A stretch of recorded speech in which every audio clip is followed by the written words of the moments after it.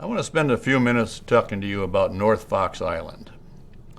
Now, I had never heard of anything about North Fox Island until we saw a reference in the Michigan State Police reports about Christopher Bush being located on that island. And Marnie Keenan of the Detroit News sent a FOIA request to the police asking for information based on that information, and I'm going to tell you a little bit about that island. It's an island in Traverse Bay outside of Traverse City. It has an airplane runway on it, and in the 1970s was being used as a vacation spot for underprivileged boys from Detroit. They were being abused. Pedophile activity. And if Marnie Keenan, most of the information I have about that comes from Marnie Keenan. They can't even trace down the fictitious name of the owner of the island at that time. But the state police concluded that a gentleman named Francis Sheldon from Old Money in Grosse Pointe was the principal investor and participant. Old Money in Grosse Pointe is lumber money, it's not automobile money. The FOIA articles that we got show that Francis Sheldon moved to the Netherlands and was never extradited once they've determined the amount of the pedophile activity, and that he died over there in the 1990s. Interestingly enough, in my daughter's blog that I've told you about in these presentations, has respondents from the Netherlands. So maybe there's some residual pedophile relationships to this day. We'll never know, and I don't much care.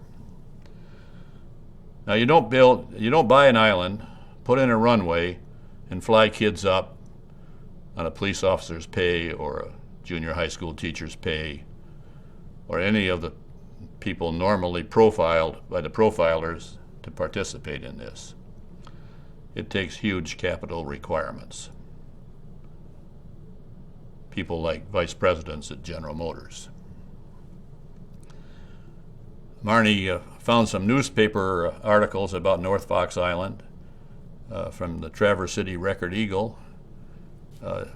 We have not seen any Detroit or metropolitan newspaper articles about that activity, which is absolutely shocking, would probably make national news today.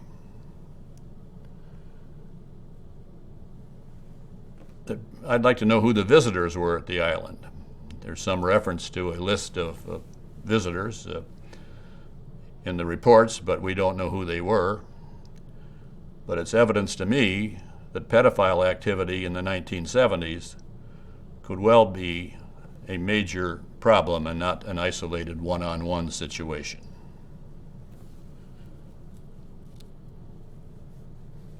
There were people referred to in those pedophile reports from New Jersey, Port Huron, Ann Arbor, Kentucky, and if we had the names of the other visitors to the island, I think we would have found it was expanded well beyond those areas. It was not just a local situation. And how does this involve Christopher Bush? There's a one-paragraph insert in the Michigan State Police reports indicating that he was found on North Fox Island with a suitcase full of pornographic pictures, and they and Bush were delivered to Flint.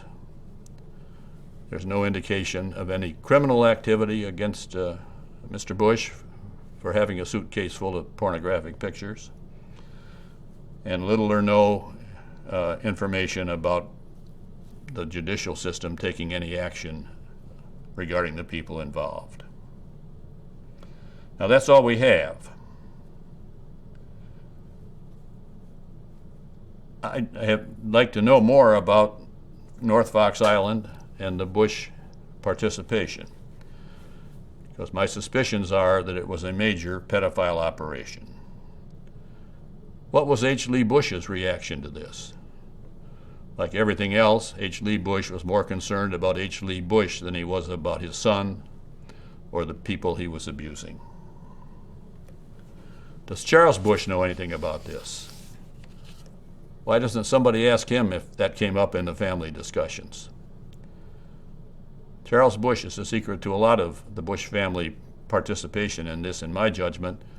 He ought to raise his right hand, as I've discussed earlier in this presentation, and tell us the truth.